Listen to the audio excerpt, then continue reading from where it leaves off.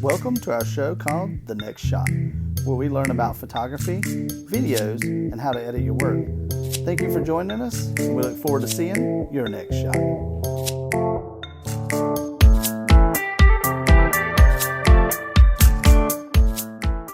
Welcome back, everybody, to another episode of The Next Shot, where I'm joined with my co-host Luke Lukasic and our very first guest, Jonathan Mayhorn. How you guys doing?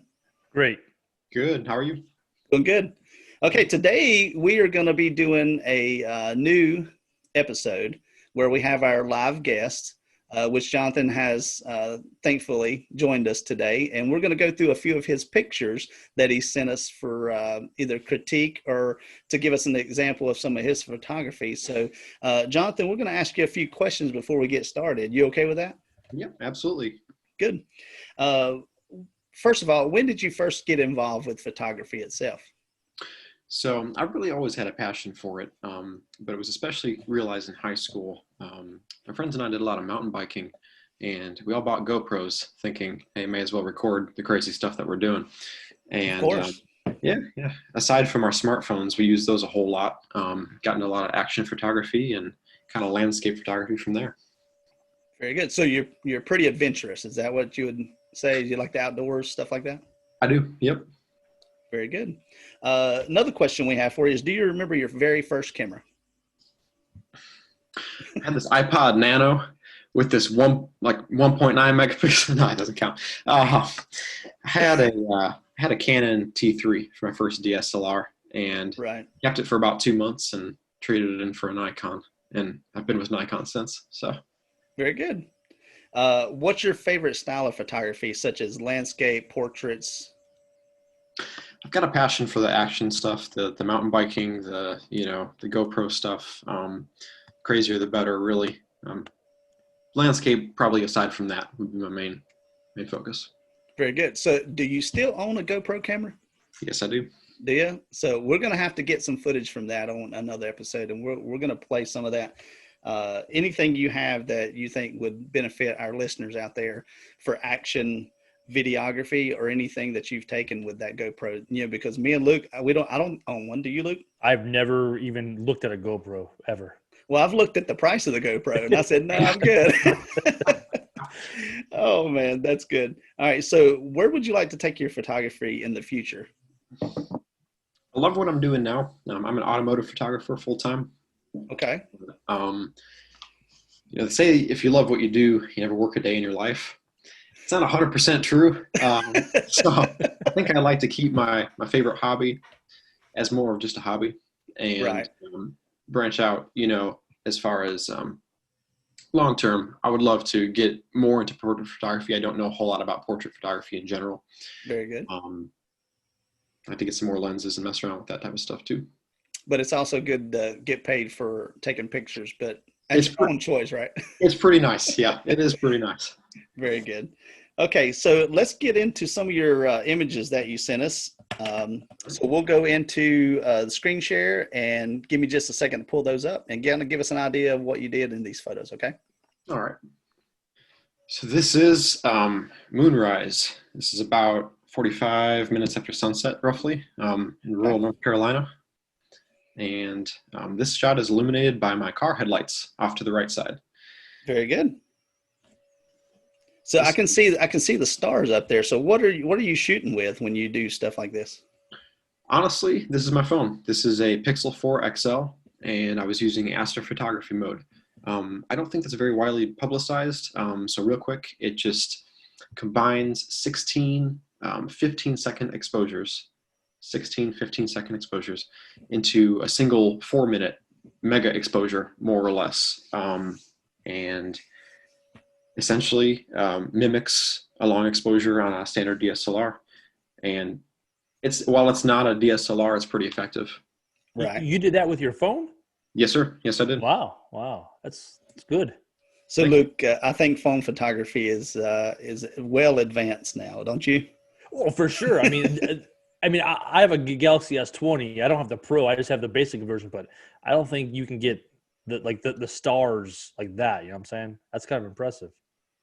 Yeah, it really is. Even with an app I still think I've tried long exposure with Mhm. some of the apps that they have, and it's just a mess, man. It's all over the place. And I think Google seems to have mastered that, or the Pixel phone anyway. Hmm. All right, let's go into the next image. Okay. This is also astrophotography mode.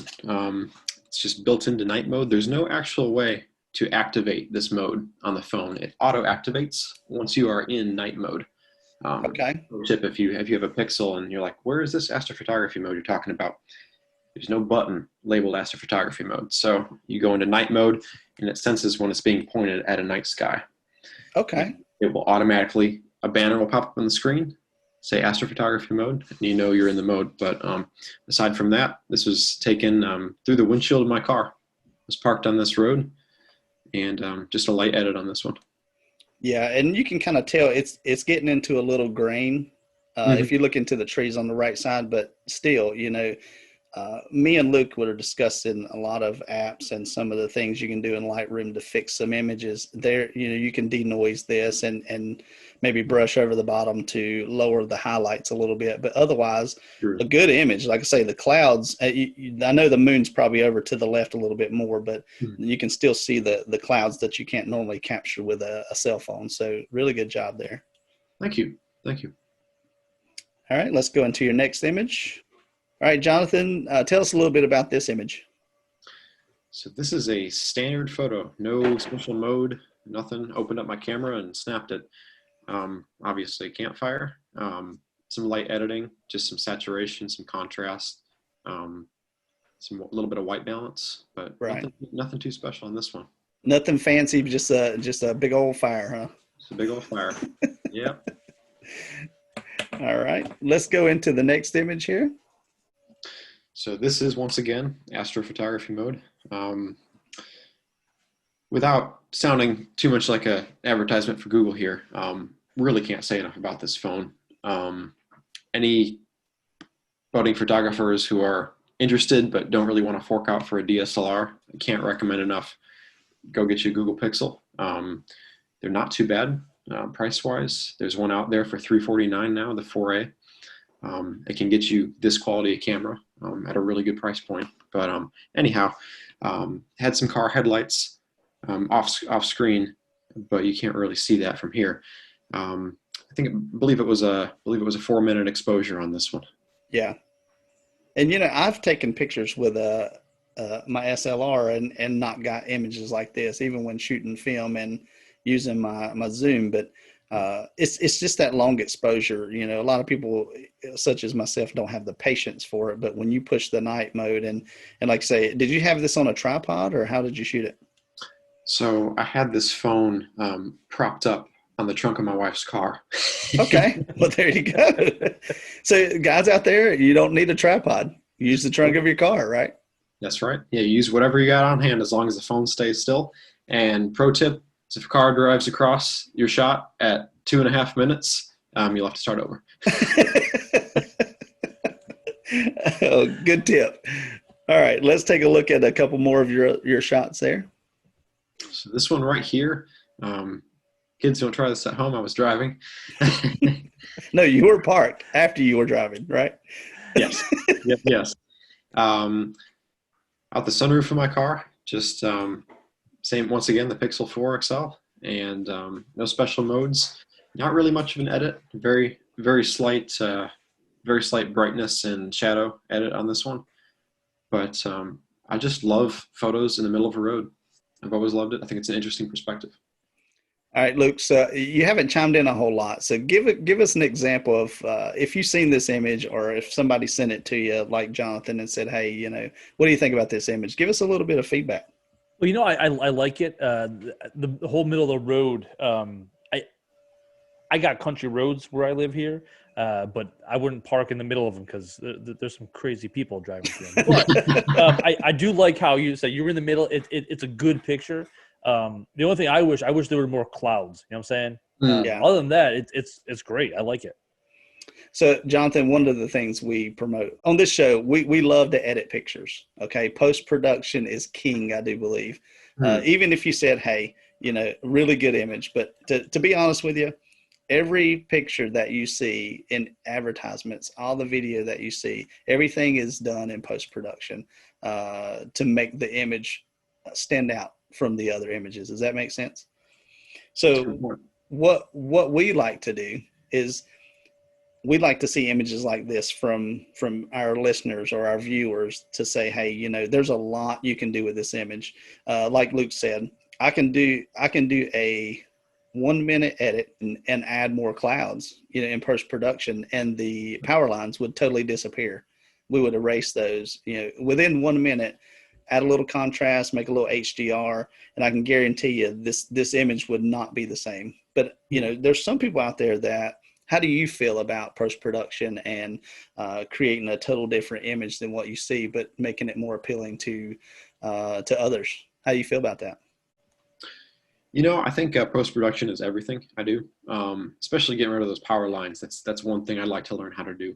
Okay. I really like the editing tools built into any modern smartphone. I think they're helpful, but I think that Photoshop is something that I need to invest in the very near future.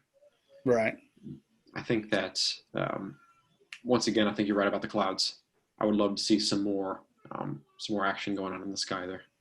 Yeah, I agree. And Luke, how do you feel about the post-production and something like that? So I would say I would keep the power lines, but that's just me, because I would go black and white and just make it a total dark picture. But I like the power lines with the black and white version. In my so it would be more contrast, right? Yeah.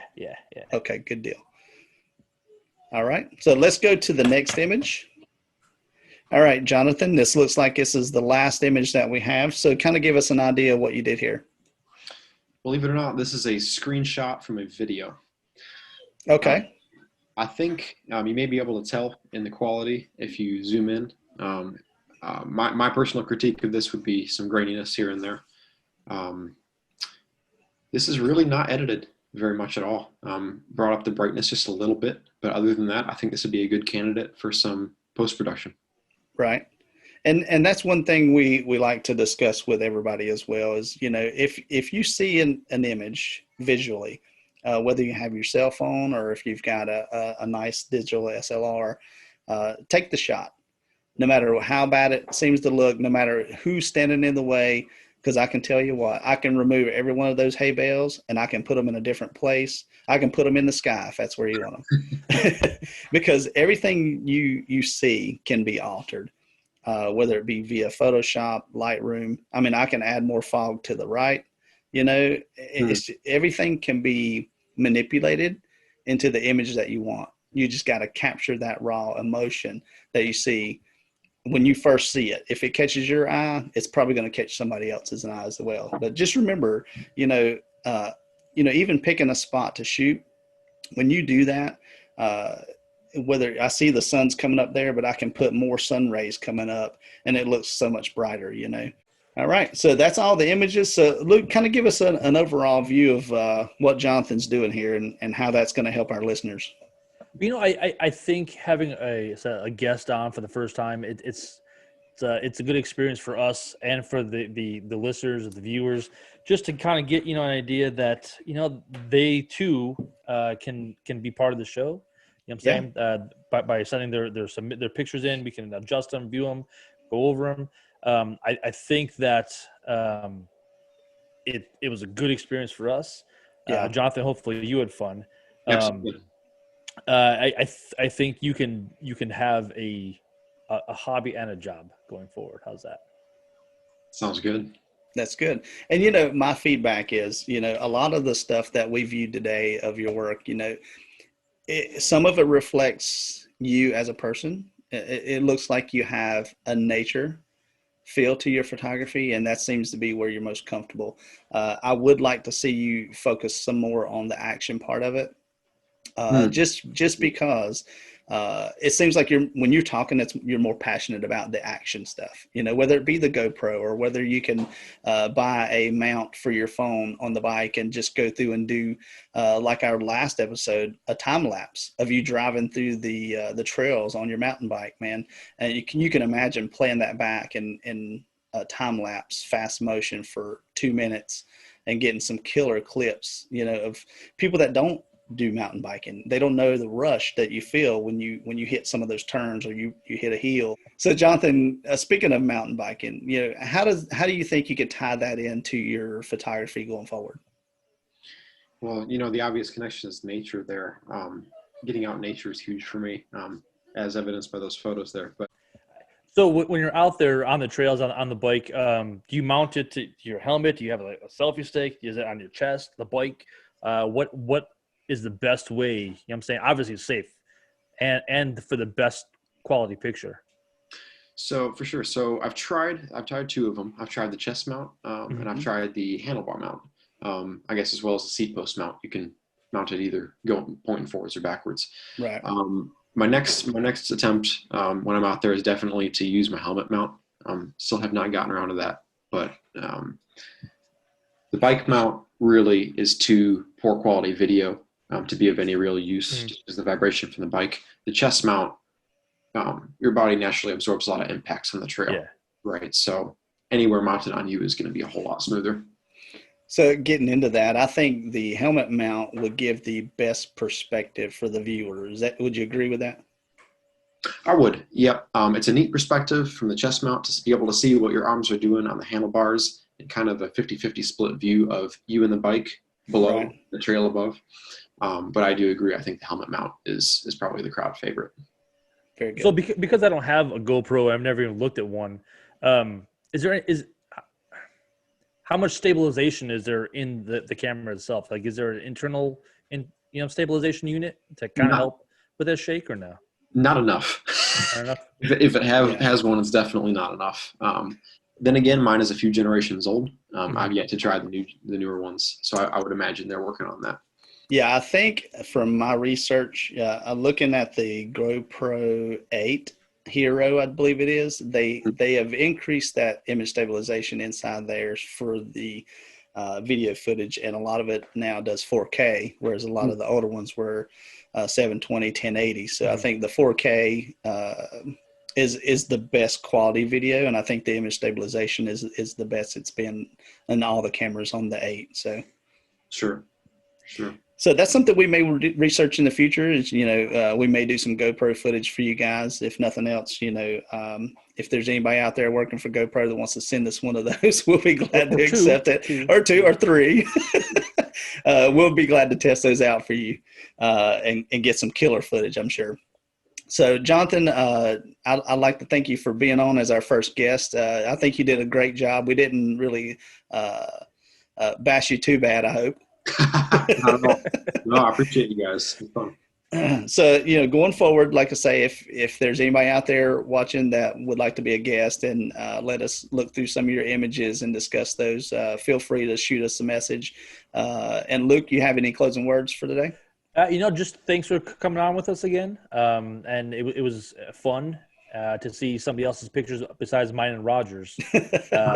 Hopefully we can see some more people. And thank you very much. Definitely. All right, Jonathan, like I say, we appreciate you being on, and guys out there, we appreciate you watching this episode, and we'll see you again on the next shot. All right. Thanks again, Roger. Thanks, Jonathan. And thanks everybody out there. Thank you guys for having me. See you next time.